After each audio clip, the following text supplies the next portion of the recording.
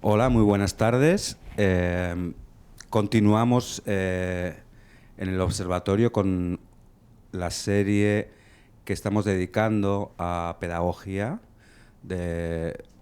enfocada sobre todo a nuevas metodologías o metodologías que implican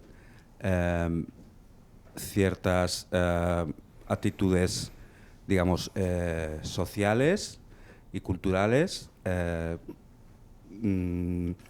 lengua de herencia, un concepto que en el Instituto Cervantes y en el observatorio nos interesa particularmente, como siempre, quien ha hecho posible esta serie, que este semestre han sido como cuatro conversatorios,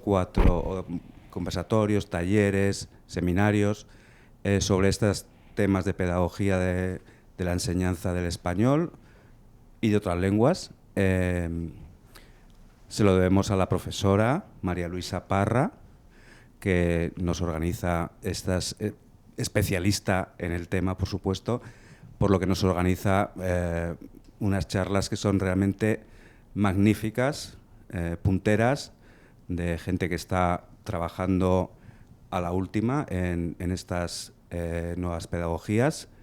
Y, por lo tanto, María Luisa, te voy a pasar yo la palabra para que tú puedas presentar a nuestra conferenciante de esta tarde, que va a hablarnos del enfoque por tareas desde una perspectiva crítica en el ámbito del aprendizaje servicio. Por lo tanto, Helen, Serafini, María Luisa, muchísimas gracias a ambas por estas colaboraciones con el Observatorio que enriquecen muchísimo nuestro enfoque hacia la pedagogía, la enseñanza y el aprendizaje del español. Gracias, Javier. Bueno, pues primero muchas gracias a Javier y al Observatorio por hacer posible esta serie de presentaciones, a ustedes por estar aquí en esta tarde tan linda. Pero bueno, creo que va a ser una presentación muy interesante, muy productiva, y es para mí todo un placer y un honor presentar a la doctora Helen Serafini, que tiene un doctorado en Georgetown University y es profesora titular de Lingüística Hispánica en la Facultad de Lenguas Clásicas y Modernas en la Universidad de George Mason, donde también dirige el programa de máster y la certificación en educación de español como lengua de herencia. Tanto en la investigación como en su práctica docente busca explorar y fomentar el desarrollo de la conciencia crítica del lenguaje y la agencia sociolingüística entre estudiantes y docentes de español, tanto de lengua de herencia como L2, en diversos contextos sociopolíticos y socioculturales. Su trabajo aparece en varias revistas académicas, nacionales, internacionales y volúmenes editados, y es una visita y una presentación que va a estar conectada con la anterior de Cristina Sanz y Inma Taboada, que presentaron el libro, donde Helen también es coeditora, y también con la presentación de la profesora Jennifer Lehman sobre pedagogías críticas, y yo tuve el honor de ser invitada por Helen y Jenny a coescribir ese capítulo en el volumen. A mí me interesa mucho el tema de enfoque por tareas, porque a veces creo que todos tenemos una idea de qué se trata, pero no sabemos con precisión las implicaciones teóricas y pedagógicas, así que bueno, estoy segura que aprenderemos mucho. Gracias de nuevo. Adelante, Helen. Gracias. Bueno, gracias María Luisa y todo el equipo del observatorio. Quisiera agradecer en particular a Javier y a Victoria y Bruno por todos sus esfuerzos y los muchos preparativos que se requiere para montar un evento como este. Es un verdadero honor para mí estar aquí con ustedes y me da mucha alegría poder volver a Boston, sobre todo en primavera, ¿no? Hoy, como acaba de mencionar María Luisa, voy a abarcar un tema que ojalá les sea relevante y que encaja dentro de uno de los ámbitos de enfoque del observatorio, ¿no? La enseñanza del español en los Estados Unidos. Voy a presentar un modelo pedagógico que nace de la integración de los principios y metas que guían la enseñanza de la lengua mediante tareas, o TBLT por sus siglas en inglés, y la pedagogía crítica del lenguaje. Este modelo lo voy a exponer y tratar de situar en un contexto localizado de aprendizaje-servicio mediante un proyecto que he realizado este semestre en mi universidad George Mason en el norte de Virginia. Queda a unos 25 minutos de Washington, D.C. Y también tengo la dicha de poder continuar este proyecto en el verano mediante una beca interna de Mason. Voy a hablar, les comparto más detalles más en adelante. Y gracias por el clicker, Bruno. Victoria, dijiste. Vale. Bueno, en esta charla espero profundizar en uno de los temas abordados en mi libro coeditado que recién fue publicado por fin este mismo mes de Wiley.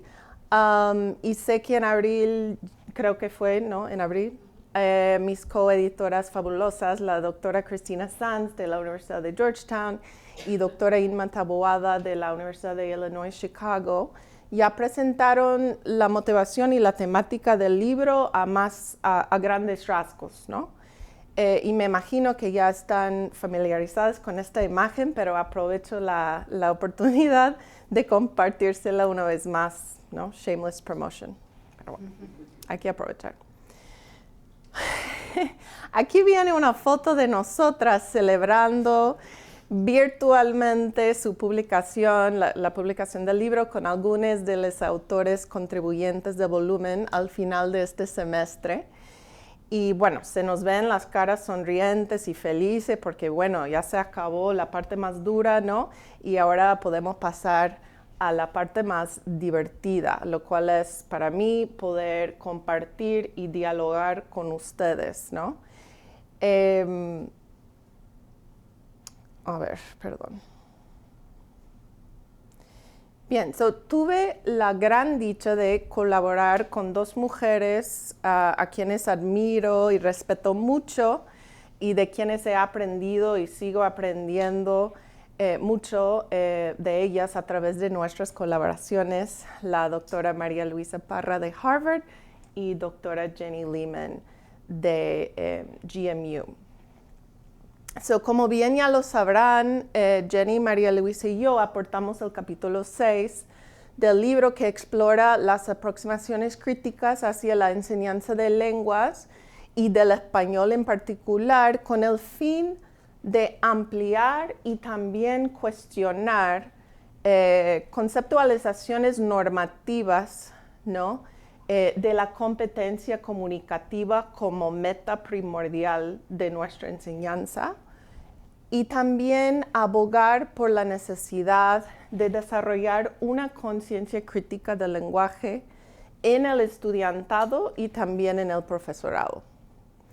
Y tengo presente que hace unas semanas Jenny ya vino para exponer a fondo, ¿no? Los principios y conceptos teóricos y prácticos que subyacen estas pedagogías críticas y sin duda lo hizo 1000 veces mejor que podría hacerlo yo, pero aún así, como se ve en esta vista preliminar, comienzo con un breve resumen de esas metas y principios pedagógicos para destacar los que también motivan el enfoque por tareas, que luego me va a ayudar a desarrollar y sustentar, fundamentar el marco pedagógico de Critical TBLT o el enfoque por tareas desde una perspectiva crítica. So just one more tool for your teacher toolkit, ¿no? Intento definir e ilustrar claramente, ojalá, el concepto de lo que se concibe ahora como una tarea crítica, ¿no? ¿Qué es? Y voy a destacar algunas líneas emergentes dentro de este campo de investigación y la práctica de Critical TBLT en diferentes contextos. Luego iremos más al grano y ver cómo se puede aplicar la aproximación de Critical TBLT en el ámbito del aprendizaje-servicio e intento presentar y contextualizar algunas tareas críticas que guían el currículo de uno de mis cursos este semestre, Spanish in the Schools, ¿no? Que es un curso basado en trabajos comunitarios y que estoy realizando en colaboración con una escuela primaria de inmersión lingüística dual por la zona, en el condado escolar de Fairfax. Como ya mencioné, seguiremos reforzando esta alianza comunitaria mediante una beca este verano y voy a hablar un poco más de eso en adelante. Y como era de esperar, concluyo con una discusión de algunos retos que a veces parecen ser infinitos y también de las posibilidades y direcciones futuras para Critical TBLT, tanto dentro como fuera de los Estados Unidos. No me sirve. Oh, por eso I had text animation. Se me olvidó. Perdón.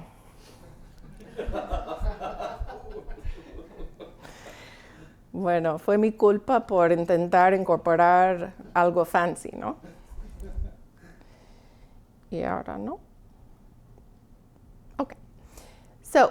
Bien, metas y principios pedagógicos. Vamos a hacer un breve resumen, hablando con enfoque en lo que llamamos ahora el giro crítico, ¿no? The critical turn, en la enseñanza de español como lengua heredada. Y me imagino que ya están familiarizados con la evolución, ¿no? De la enseñanza del español como lengua de herencia en los Estados Unidos, pero en nuestro campo se ha analizado esta evolución mediante 3 etapas, ¿no? Y ahora nos encontramos en la etapa tercera, la crítica. La enseñanza del español como lengua de herencia siempre ha sido motivada por metas de justicia social, ¿no? Fue un acto de resistencia, ¿no? Desde su inicio, ¿verdad? Pero en la práctica, lo que se ha observado es que comenzando en los 70 y los 80, cuando por primera vez, ¿no? Salieron cursos y programas diseñados para satisfacer las necesidades académicas y lingüísticas de los hablantes de herencia en el aula del español, comenzaron con una orientación prescriptivista, ¿no? La cual era tratar de reemplazar la variedad del hogar, ¿no? Que se hablaba en el hogar, con esa idea de la variedad estándar del español, las variedades formales del español, la variedad estándar que es una construcción social, ¿verdad? Luego pasamos a una segunda fase más descriptiva en la cual se intentaba apreciar la diversidad sociolingüística en el aula del español como lengua de herencia y también expandir su registro sociolingüístico a incluir una variedad estándar, más formalizado, asociado con el élite, ¿no? Y luego pasamos a la tercera fase crítica que caracteriza la mayoría de los trabajos y la mayoría del debate, ¿no? En la enseñanza del español como lengua de herencia.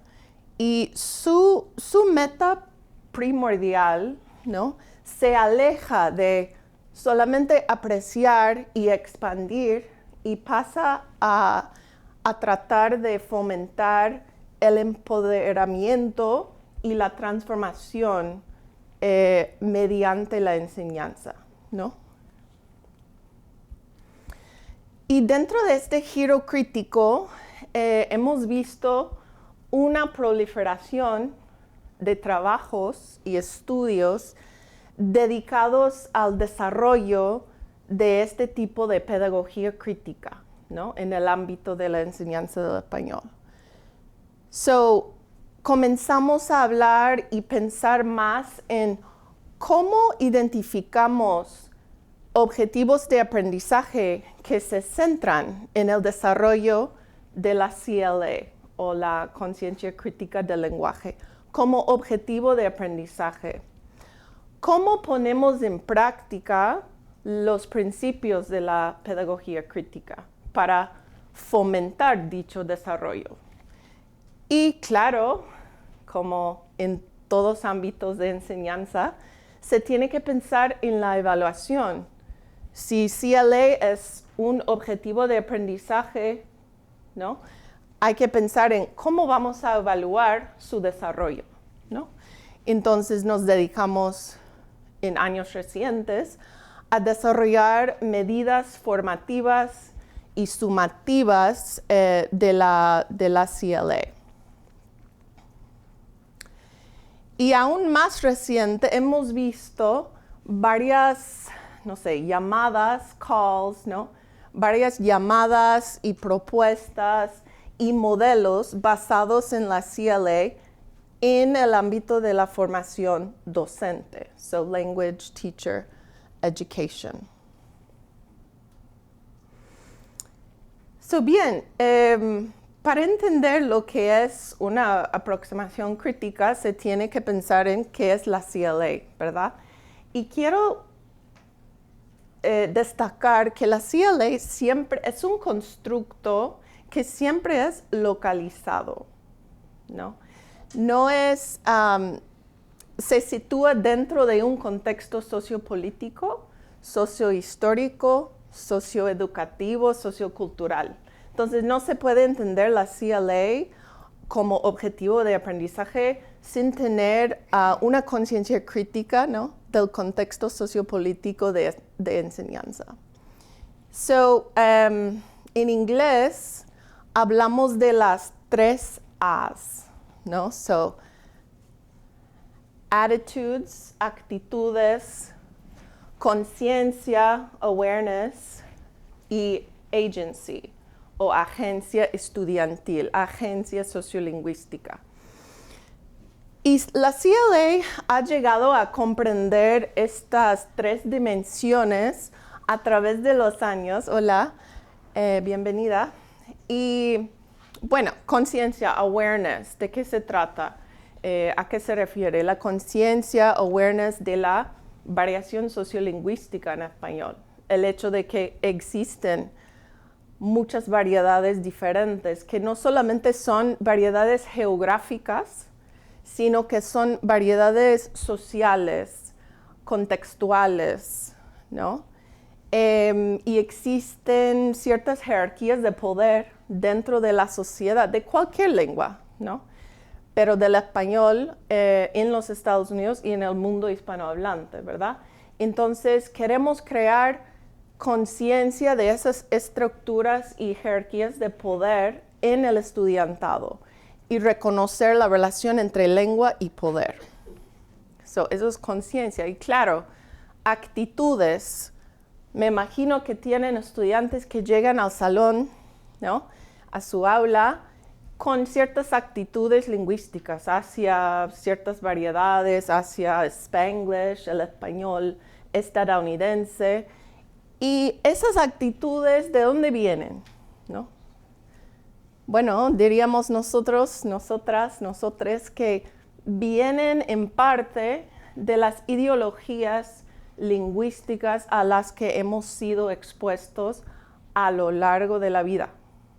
En los discursos políticos, en los discursos educativos, en los discursos en familia, ¿no? Y muchas veces nuestros estudiantes llegan sin una conciencia de sus propias actitudes lingüísticas. Y un elemento que diría yo que es el mayor aporte del campo de la enseñanza del español como lengua de herencia en los Estados Unidos es el desarrollo del concepto de la agencia sociolingüística.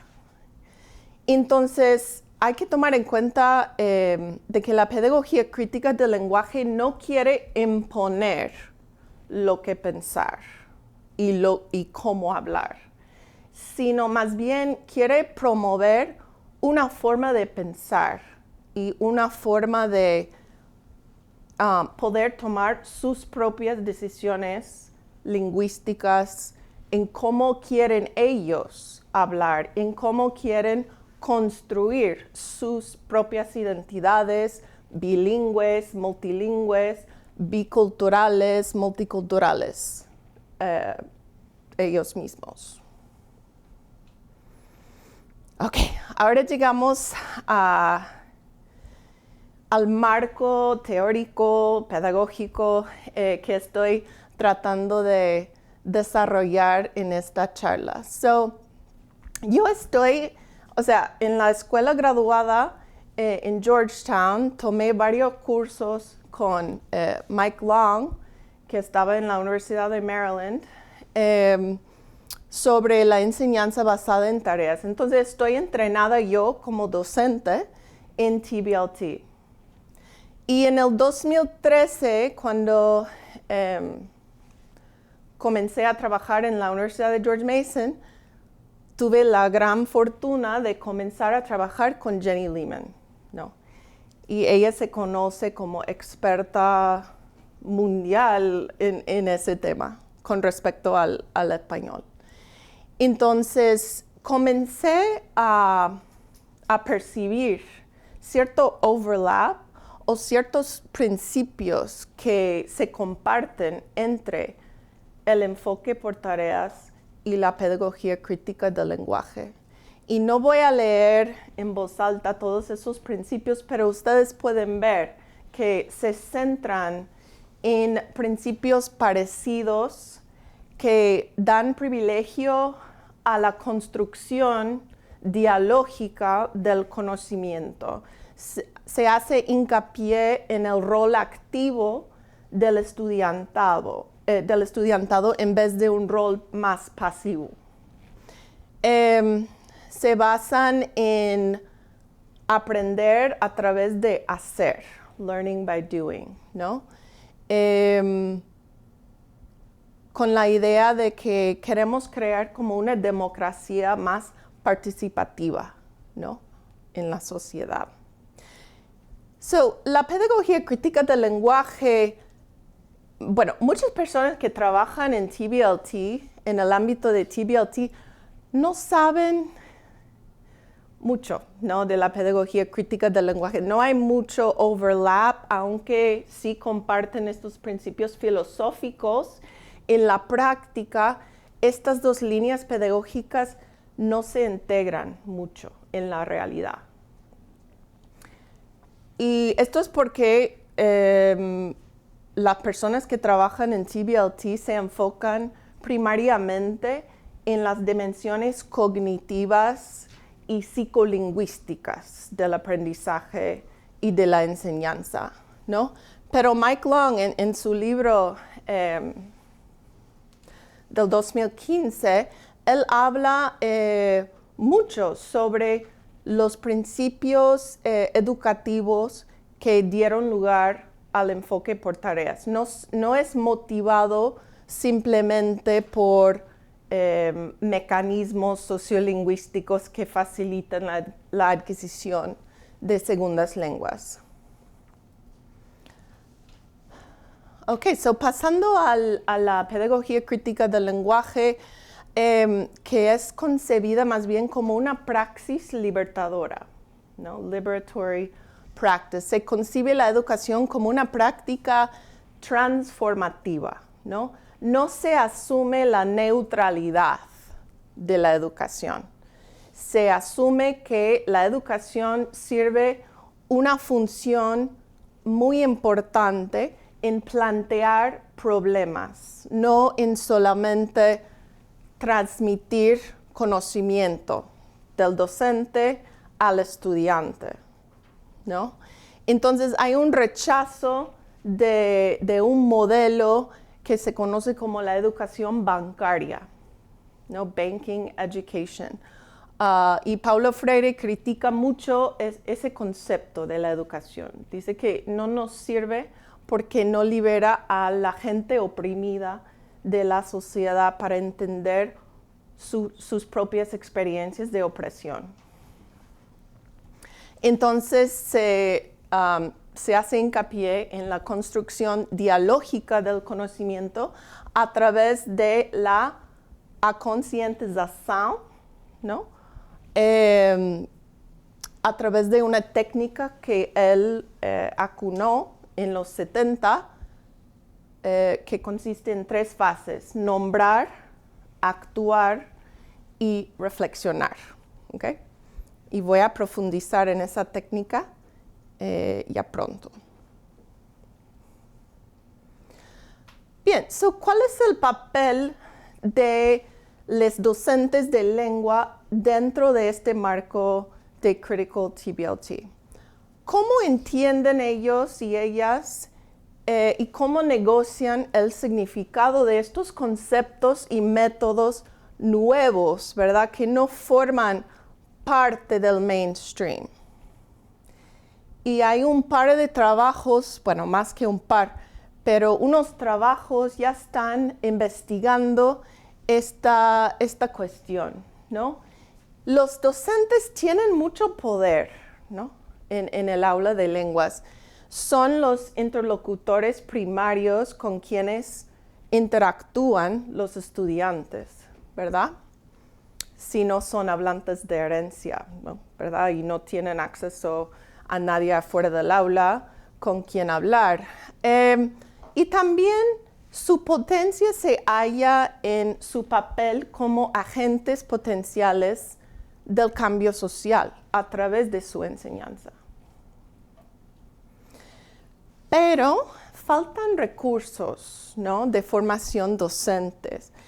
Faltan programas que se basan en estos principios de Critical TBLT. Entonces, esa es una de las motivaciones de mi trabajo actual y de mis proyectos de aprendizaje-servicio. Proporcionarles a la docencia con oportunidades para implementar estos principios en su propio contexto de enseñanza. Ok, pasando a la pregunta millón, ¿no? ¿Qué es una tarea crítica? ¿Qué es una tarea en primer lugar, verdad? Y bueno, me imagino que cuando piensan en una tarea en un aula de lenguas, piensan en, no sé, un ejercicio o actividad auténtica que tiene alguna conexión con la vida fuera del aula, ¿no?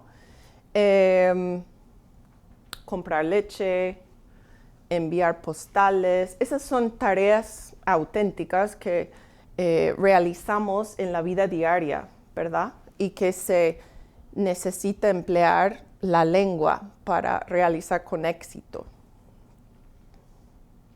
Pero ¿qué es una tarea crítica? Entonces, hasta ahora, nuestra conceptualización de tareas se centra en la noción de tareas comunicativas, tareas que sirven para promover la competencia comunicativa y lingüística, la precisión gramatical, la complejidad, la fluidez, ¿no? Ese es el objetivo de las tareas,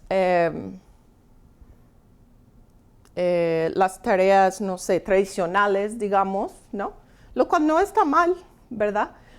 Pero hay que ir más allá para pensar en cómo nos podrían servir las tareas para fomentar el desarrollo de la conciencia crítica del lenguaje.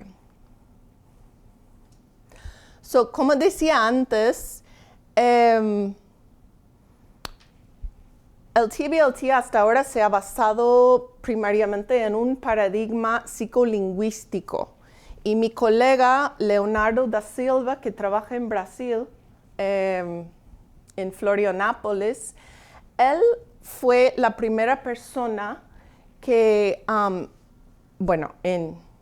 por escrito, que criticó TBLT por la falta de atención a la importancia de la conciencia crítica como parte primordial de la competencia comunicativa.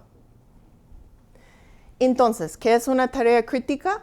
Es una que está diseñada para promover la CLA, ¿no?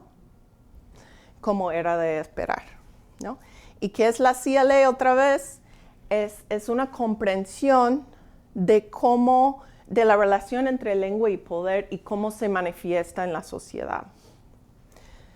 Y también abarca esa noción de agencia sociolingüística en el uso del lenguaje y de las lenguas y de las variedades a su alcance.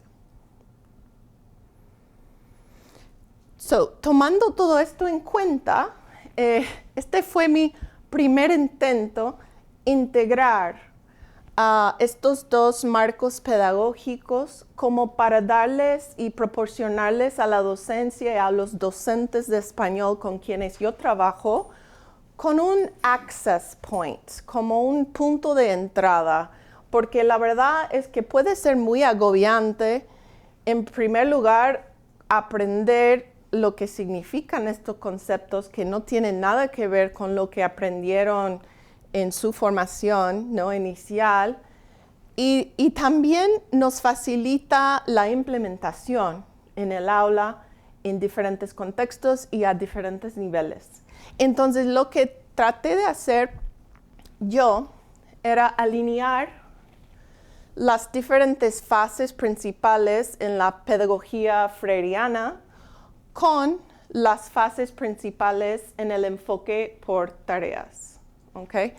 So, alineé naming o nombrar con la tarea inicial o pre-task phase y la acción con la fase principal de la tarea o during task phase y luego la parte de reflexión crítica con la fase de la tarea, ¿cómo se dice? Post-task se me escapa. De extensión. Gracias. Y bueno, en mi propio contexto de enseñanza se me ha resultado muy útil, ¿no? Alinear estas tres fases, darles como una guía de cómo integrar y implementar este marco pedagógico. Y la Critical TBLT, o sea, todavía está en marcha, todavía está en desarrollo, pero sí se ha implementado en algunos contextos, sobre todo en la formación docente y también en el aprendizaje servicio. Y les presento, con una foto de mis colaboradores en Brasil, Leo da Silva, Priscila Farias y Raquel de Eli, que trabajan en Brasil, ¿no? Y acabamos de hacer una ponencia titulada Critical TBLT Across the Americas en los Países Bajos, en el Congreso de TBLT, hace un rato, ¿no? A principios de abril, ¿no? Y lo que tratamos de hacer con nuestro trabajo colaborativo es abogar por la necesidad de diseñar y implementar programas de corte crítico, ¿no?, en la formación docente, sea en Brasil, en los Estados Unidos, en Europa, etcétera, etcétera. Ahora, también el aprendizaje servicio o el aprendizaje basado en la comunidad también se presta a este marco pedagógico, ¿no? Se puede, porque uno de los puntos clave en el TBLT es la necesidad de realizar un análisis de necesidades comunicativas para poder identificar las tareas que deberían informar el currículo, ¿no? Entonces, claro, en el aprendizaje-servicio, cuando se crea una relación con la comunidad, con una organización comunitaria, con una escuela, con una clínica médica, tenemos un dominio, ¿verdad?, bien definido. Entonces, se nos hace más fácil poder identificar tareas auténticas dentro de ese ámbito.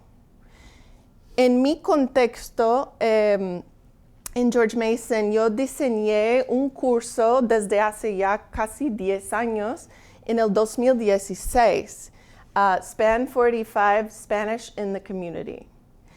Y es un curso que cambia de tema, so it's a rotating topics course. No sé si en Harvard o en las universidades o las escuelas donde trabajan tienen algo parecido, pero lo he ofrecido yo con enfoque en el español para los servicios sociales y el español en la atención médica. Y hoy me enfoco en la iteración más reciente de este curso, lo cual es Spanish in the Schools. Y nos enfocamos en la educación bilingüe estadounidense. Bueno, antes de hablar de ese curso, Spanish in the Schools, les doy un ejemplo de una tarea crítica que, bueno, llevo años desarrollando, pero es una tarea crítica de biliteracidad en un contexto educativo bilingüe en escuelas locales bilingües. En este curso, mis estudiantes sirven como asistentes en el aula, ¿no?, para facilitar la biliteracidad y la necesidad de apoyar el desarrollo de la biliteracidad fue identificada mediante un análisis de necesidades comunitarias, ¿no? Me reuní con las directoras, las vicedirectoras de la escuela, con los docentes, con los especialistas de literacidad, literacy specialists, y ellos comunicaron que precisaban de más apoyo pedagógico en el aula. Realizaron mis estudiantes observaciones de aula, prepararon como un protocolo de entrevista para explorar las perspectivas y experiencias de diferentes personas que trabajaban en la escuela, y también tenían que desarrollar una tarea crítica de biliteracidad que luego se podría ser usada por las docentes. Ahora llegamos al semestre presente y la aplicación de este método en esta iteración del curso. Primero voy a contextualizar un poco dónde nos hallamos, ¿verdad? ¿En qué contexto se realizó este curso? Bueno, como bien ya todas las personas aquí bien ya lo saben, el español goza de raíces sociohistóricas bien profundas, ¿no?, en los Estados Unidos. Es una lengua minoritaria mayoritaria. Es una lengua inmigrante, pero a la vez precede al inglés, ¿no?, como lengua colonizadora, ¿verdad? Y dentro del ámbito educativo, sobre todo en la educación de lenguas, los Estados Unidos puede ser caracterizado por una larga y tumultuosa historia de muchos altibajos a lo largo del tiempo, de aceptar, tolerar, promover o rechazar la diversidad lingüística en la educación. Y bueno, nos encontramos ahora de vuelta en una época de rechazo, ¿okay? Explícito. Y vivimos una realidad multilingüe en los Estados Unidos a pesar, ¿no?, de los discursos ideológicos monolingües, ¿no?, de official English, English only.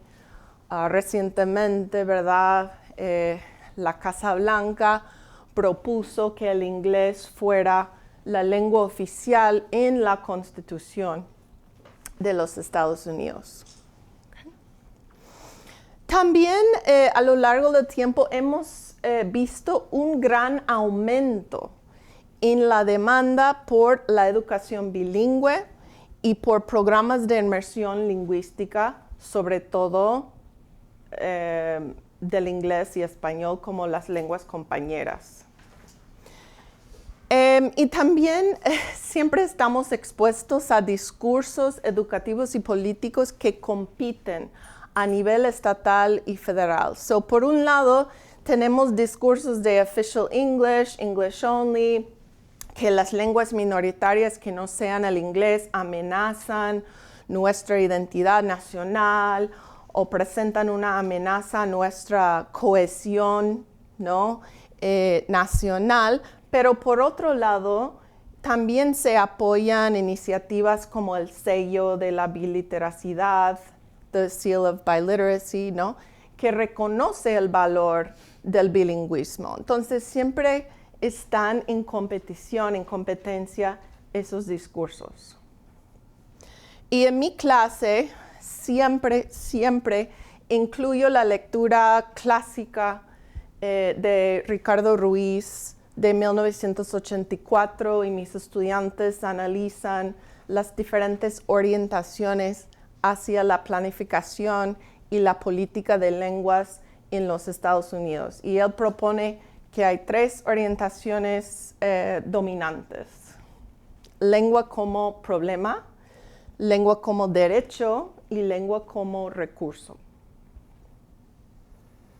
So, esa es una de las lecturas, las primeras lecturas que leen, ¿no? También Obando, que les recomiendo mucho, Obando 2003. Es un buenísimo resumen de la historia de la educación bilingüe en Estados Unidos.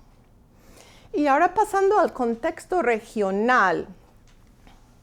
Bueno, el estado de Virginia se conoce por su alta diversidad lingüística y cultural, sobre todo en el norte de Virginia, ¿no?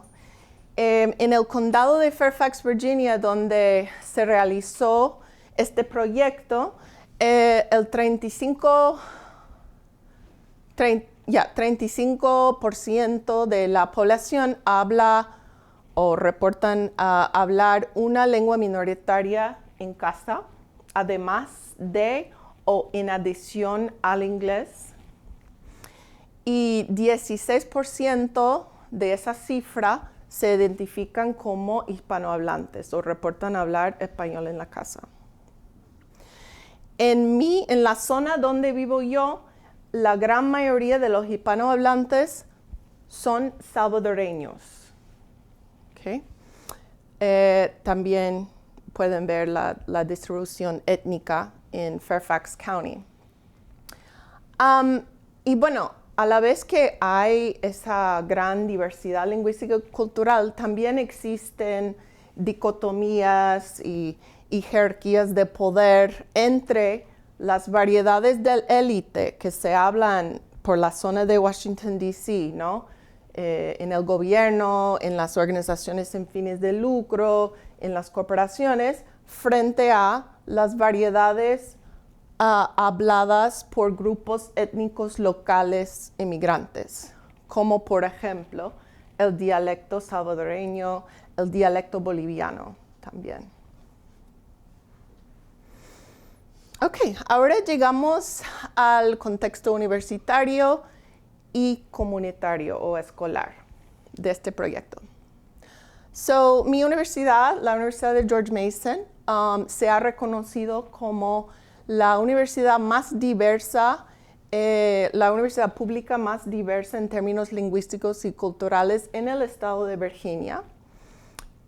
Se califica como una Emerging HSI or Hispanic Serving Institution, en la cual se acerca, se aproxima al 25% de la población estudiantil que se identifica como hispana o latina, y una vez que se llegue a esa clasificación, se recibe fondos federales, ¿no?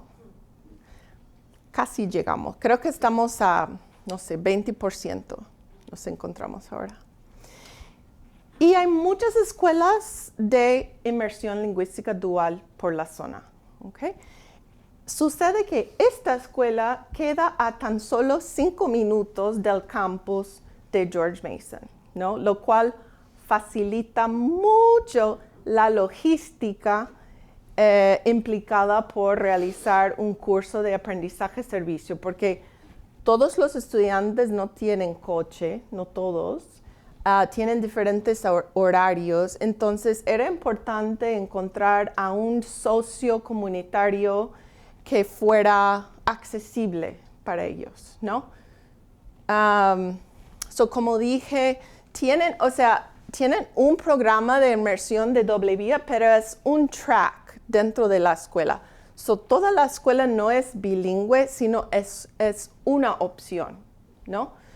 Y el modelo que se implementa es 50-50. Y se imparte a través de todos los grados, hasta el 6º grado. La mitad del día, el contenido se imparte en español y la otra mitad del día se enseña en inglés. Los estudiantes estudian las matemáticas, las ciencias y la salud en español y reciben instrucción en inglés para aprender los estudios sociales, artes del idioma y literacidad en inglés. También esta escuela es única porque hay mucha participación de parte de los papás. Mucha participación. No es un Title I school. Okay? La mayoría, esta población estudiantil se puede caracterizar por ser de una clase socioeconómica media alta. Okay. Entonces no se presentan los mismos retos, ¿no?, enfrentados por una escuela de Title I. Pero a partir del año 2022, la PTA creó un programa extraescolar, extracurricular de amigos. Un día de la semana ofrecen sesiones de amigos enfocados en la lengua y la cultura, en temas culturales relacionados con el mundo hispanohablante, pero se basa todo en padres voluntarios. Entonces es un gran trabajo y la relación con esta escuela nace del contacto con una de las mamás de la PTA que se puso en contacto conmigo y con mis colegas del español y nos pedían ayuda, ¿no? ¿Hay alguna forma a través de la cual nos podrían echar una mano, ¿no? Y bien, así nació este curso. Bueno, aquí comparto algunas fotos para que vean. Bueno, el español es muy visible, perdón, esta se ve medio borrosa. Pero el inglés y el español están visibles alrededor de toda la escuela, ¿no? También en los trabajos estudiantiles, disponibles en las paredes. Aquí ven Welcome Lions, Bienvenidos Leones. En las escaleras ponen los valores, ¿no? Tanto en español como en inglés. Entonces, a raíz del análisis de necesidades que realizamos, yo diseñé cuatro tareas críticas para esta clase, para informar no solamente mis objetivos de aprendizaje en el curso, sino también la forma de evaluar la CLA de mis estudiantes. ¿Okay? So, como les dije, una de las tareas críticas era la de planificar e implementar sesiones de amigos. ¿Okay? Ese fue el grupo A. Bueno, el grupo B no podían participar en ese aspecto del aprendizaje-servicio porque resulta que los lunes tenían un curso, tenían una clase justo durante la misma hora de las sesiones de amigos. Entonces el grupo B se dedicó a servir como asistentes de literacidad en el aula desde el kindergarten hasta el 6º grado, ¿no? Y creo que eran 2 o 3 estudiantes que trabajaban o que estaban asignados a cada grado. Entonces, podrían desarrollar como una relación más íntima con la docente del español. Y hoy día me voy a enfocar en la tercera tarea crítica, la cual era el diseño de una tarea de biliteracidad para el aula bilingüe y para el nivel asignado. Y una de las últimas tareas críticas que acaban de realizar fue una entrevista con stakeholders. Y estas entrevistas al principio tenía pensado que se podrían realizar en persona, presencialmente o mediante Zoom, pero en realidad, o sea, ya sabemos que los docentes andan súper ocupados y ocupadas y no quería quitarles más tiempo, pedirles más tiempo, ¿verdad? Entonces, se realizó la entrevista mediante email, ¿no? Que fue una sugerencia de uno de mis alumnos brillantes, Alberto, me dijo o me preguntó, ¿por qué no realizamos la entrevista mediante email? Y yo, perfecto. Y tienen que analizar las perspectivas y las respuestas según los conceptos que han ido aprendiendo a lo largo del semestre, según las ideologías lingüísticas que hemos estudiado y tal. So aquí ven en más detalle el diseño de la tarea crítica de biliteracidad. So en la fase inicial de la tarea en el aula y en la fase de naming en la pedagogía freiriana, nos enfocamos en leer y discutir diferentes lecturas relevantes a la enseñanza según principios críticos, pero también la enseñanza de la biliteracidad. También participaron en un foro de discusión sobre sus propias experiencias de literacidad. ¿En qué lengua aprendieron a leer o en cuáles lenguas aprendieron a leer? ¿Con quiénes leían? ¿Cuál era el primer libro que leíste en inglés o en español de forma independiente, como para fomentar la reflexión sobre su propia literacidad?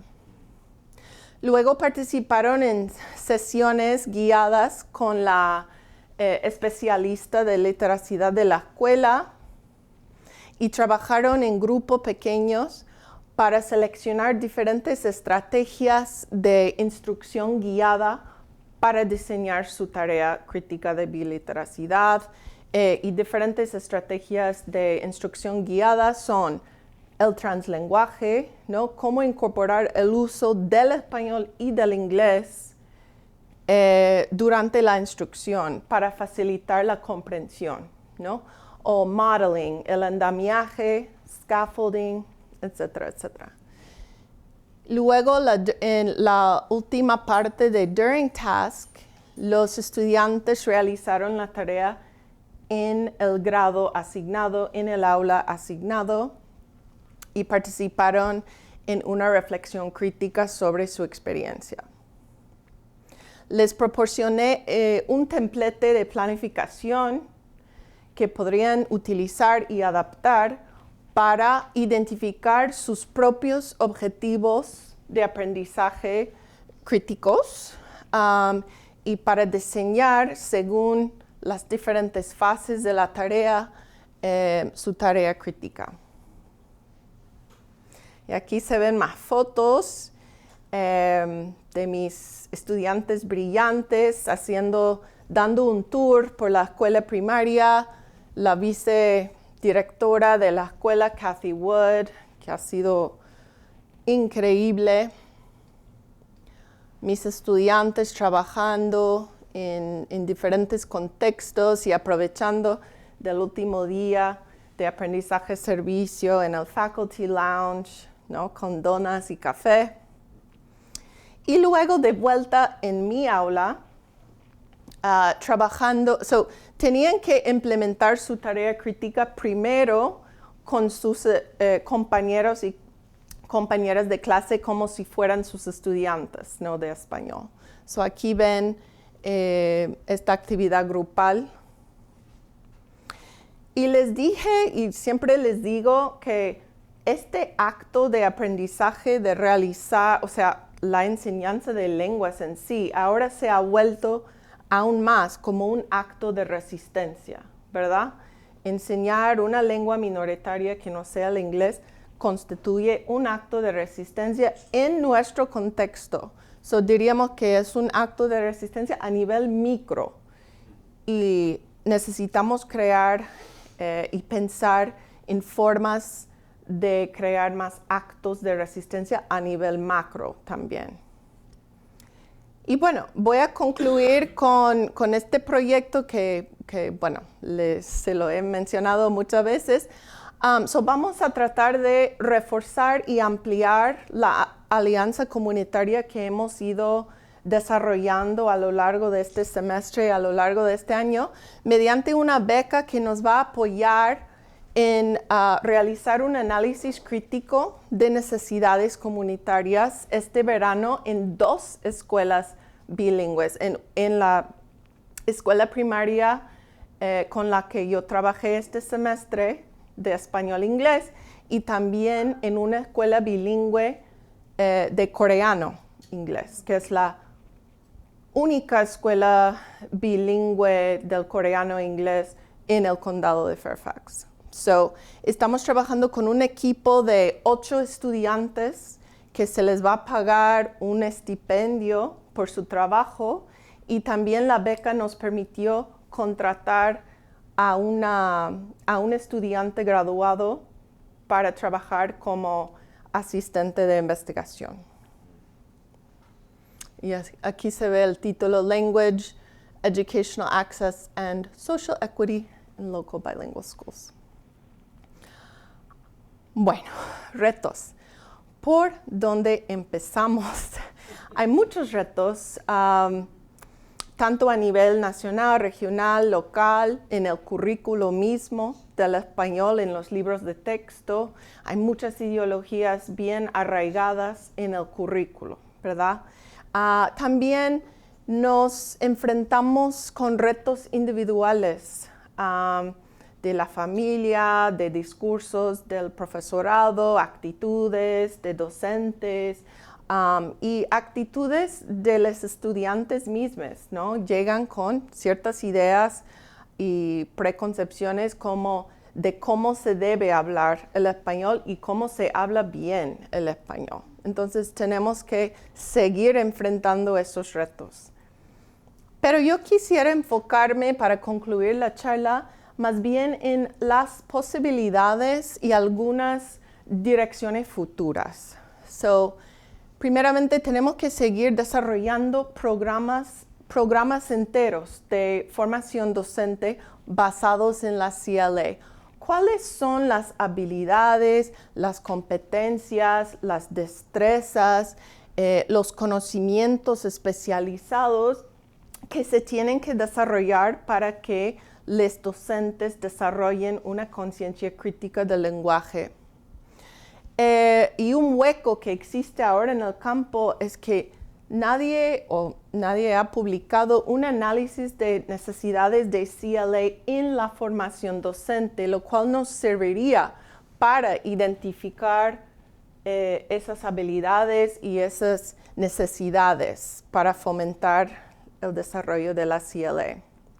También tenemos que aprovechar de las muchas oportunidades de abogar, no solamente a nivel local y estatal, sino también a nivel nacional, por una licenciatura docente basada en estos principios críticos.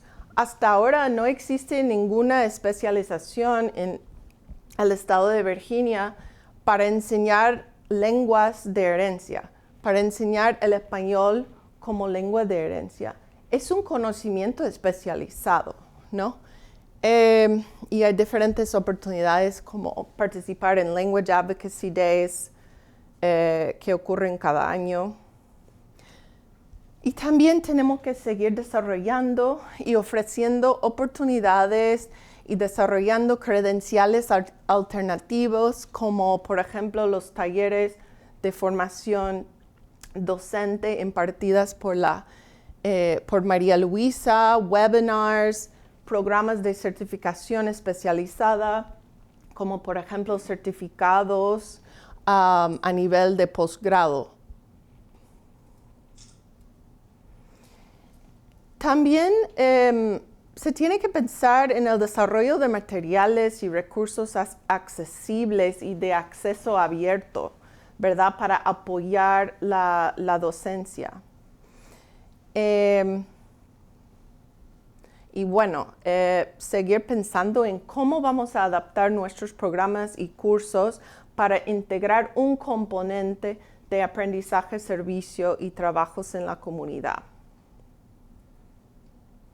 Y finalmente, yo creo que es de suma importancia que ampliemos y que infundamos las aproximaciones mainstream, la enseñanza comunicativa, por ejemplo, en principios críticos de la enseñanza de lenguas. Y una manera que estoy tratando de hacer esto es con mis colegas brasileñas. Estamos proponiendo un número especial, special issue, de la revista Task, que se enfoca en Critical TBLT en la formación docente, ¿no? Y finalmente, la CLA no es un componente extra que se le puede agregar a un currículo, sino que debe servir como componente integral que informa todas las fases del currículo, desde el diseño del sílabo, de los objetivos de aprendizaje, a la práctica en el aula, hasta la evaluación también. Y bueno, yo creo que nuestras colegas en California, Claudia Holguín Mendoza, está ahora desarrollando, está tratando de revisar y transformar los estándares de ACTFL o las 5 Cs con descriptores de la CLA a todos niveles, ¿no?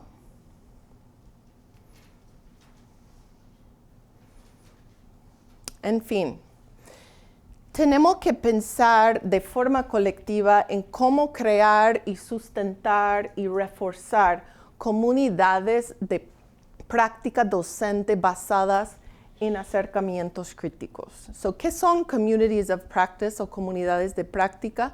They're groups of people who share a concern or a passion for something they do, and they learn how to do it better as they interact regularly. Vemos un enfoque en el diálogo, en la interacción que lleva a la construcción dialógica del conocimiento. Esta es una cita que siempre trato de incluir en mis charlas sobre este tema. No deberíamos olvidarnos de que la praxis libertadora se centra en aquella que debe ser elaborada con él y no para él, en tanto hombres o pueblos en la lucha permanente de recuperación de su humanidad. Con y no para es un tema central. Y bueno, les presento, tengo 2 slides más. Ese es un ejemplo de una comunidad de práctica global. Yo tuve la gran suerte de interactuar con docentes del ucraniano como lengua de herencia en los Países Bajos, con mi amigo, el doctor Josh Prada, que es profesor de multilingüismo en la Universidad de Groningen, en the Netherlands, ¿no? Y hablamos, hasta lloramos, interactuamos y creamos alianzas, ¿no? Globales. Compartimos recursos e ideas. Y finalmente, algo más local, estoy participando ahora en una organización que se llama National Coalition of Community-Based Heritage Schools. Me imagino que por esta zona hay muchas lenguas o muchas escuelas comunitarias, ¿verdad? Para reforzar el mantenimiento de las lenguas inmigrantes.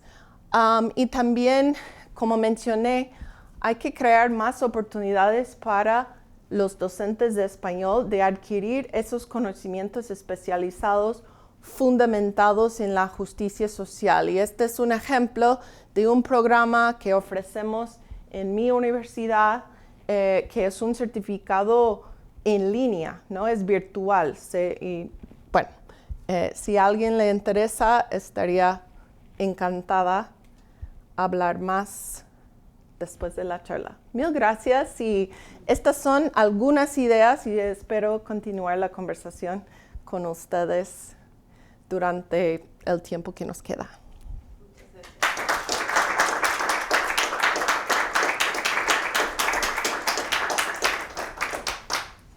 Muchas gracias, Helen. Bueno, tenemos unos minutitos para un par de preguntas, comentarios. Yo tengo una pregunta ahí. Sí.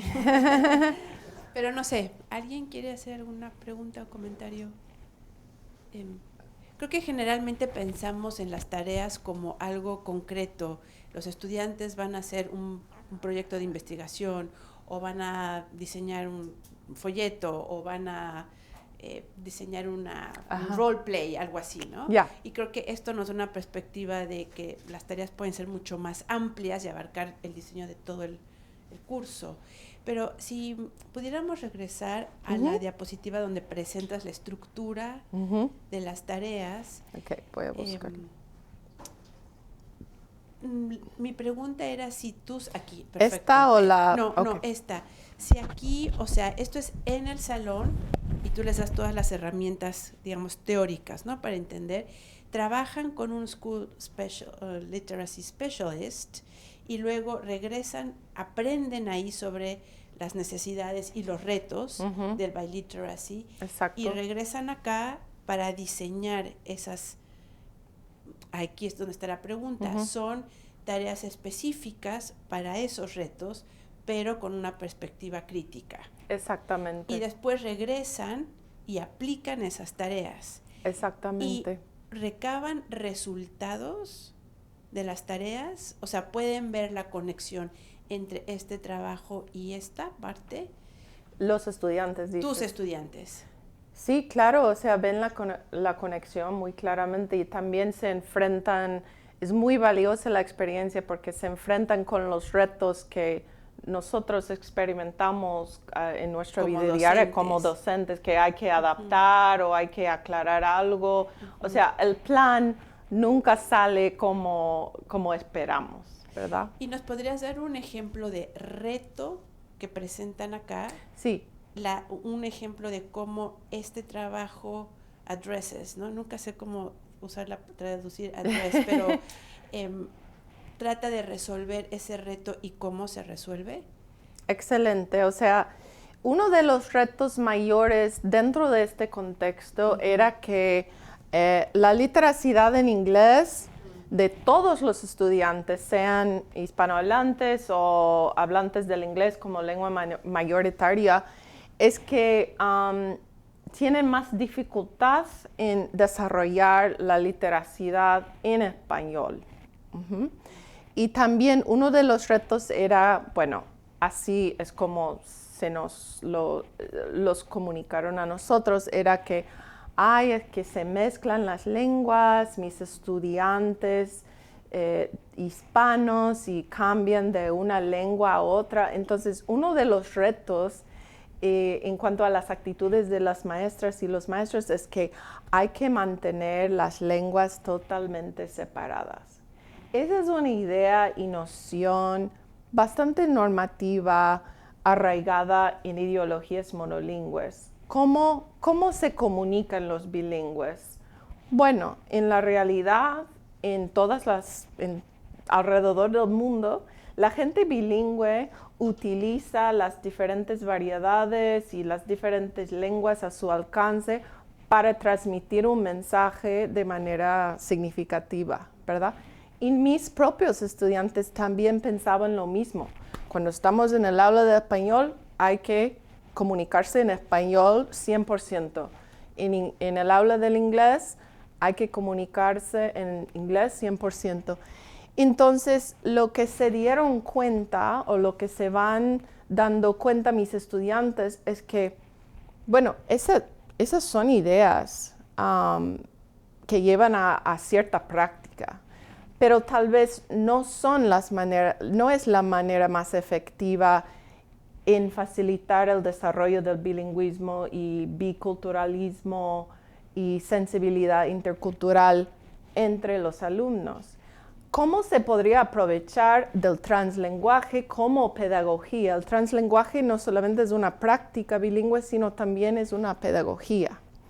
Entonces se dieron cuenta de que, bueno, les doy un ejemplo que utilizando un libro que se llama Click, Clack, Moo, Vacas Escritoras, no sé si les suena, pero es un libro de gran popularidad en el segundo grado. Entonces, mis estudiantes de segundo grado o que trabajaban en el aula de segundo grado tenían que diseñar una tarea con estrategias de andamiaje, de translenguaje, para facilitar la comprensión del significado en ese libro. Y también reflexionaron sobre las actitudes de las maestras, que ellas no querían que mezclaran las lenguas, querían que las mantuvieran separadas. Entonces, it was a moment of critical awakening, ¿no? El despertar crítico, como dice Josh Prada en mis estudiantes, que esa es una manera y esa es otra. Y cuando lo implementaron, pudieron ver los beneficios de la pedagogía del translanguage. Sí, más participación es lo que vieron, exactamente. Y más acercamiento al libro y a las prácticas de literacy. Exactamente. Muy bien. Gracias, excelente Perfecto. Pregunta. Muchas gracias. ¿Qué más? Que no me sorprende. Sí. Ahora te tengo que pasar Estabais hablando sobre eso, es que justo estamos leyendo un libro en clase de español, yo soy profesora en un high school, Okay. Entonces a veces leemos en alto todos juntos y yo intento explicarlo con otras palabras si no han entendido todo el contexto, pero sí que a veces les pregunto y hablan en inglés y a veces como que luego pienso, igual no lo estoy haciendo bien porque están hablando en inglés, pero claro, o sea, para la manera de entender el libro y que al final lleguen a la idea que quiere transmitir. O sea, ahora me quedo más tranquila con lo que has dicho. No sé, que Súper. no lo estoy haciendo tan mal. Es lo que Para nada, no. O sea, el objetivo es facilitar la comprensión, ¿verdad? Sí, o sea, lo que quiero es que intenten entender el español, pero, o sea, creo que la mejor forma, a mí también me pasa con el inglés, es a veces traduzco, ¿no? Porque lo que no me llega directamente tengo que traducirlo a mi lengua. Claro. No lo sé. Claro, o sea, la repetición o a través de, o sea, presentarles la temática o el contenido en inglés primero y luego volver a presentárselo en español. Como para reforzar. Para reforzar el conocimiento. Pues muchas gracias. Súper, gracias. Y creo que también es un elemento buenísimo para bajar la ansiedad. Exactamente. Si hay mucha ansiedad, no se aprende. En cambio, si hay un nivel óptimo, digamos, entonces se aprende, hay motivación. Exacto, y eso facilita la adquisición, ¿no? Y la interacción. ¿Más preguntas o comentarios? ¿Alguien acá ha implementado un curso de aprendizaje-servicio, además de la María Luisa? Sí. No, vale. Creo que es un contexto muy interesante el aprendizaje-servicio. Mi modelo es que coloco a los estudiantes en diferentes organizaciones. Y es muy difícil. Que es un gran reto. Pero también es muy enriquecedor. O sea, sí. se aprende mucho, pero es mucho trabajo. Y ellos no tienen acceso a ninguna organización local cerca, porque no están cerca. Están a 45 minutos, pero usamos el trayecto del del tren, ¿no? Para cuando llegan, para incluso hacer un análisis demográfico. Cómo va cambiando la demografía de Harvard Square a Chelsea o a East Boston. Entonces creo que todo eso, a toda dificultad le sacamos provecho crítico.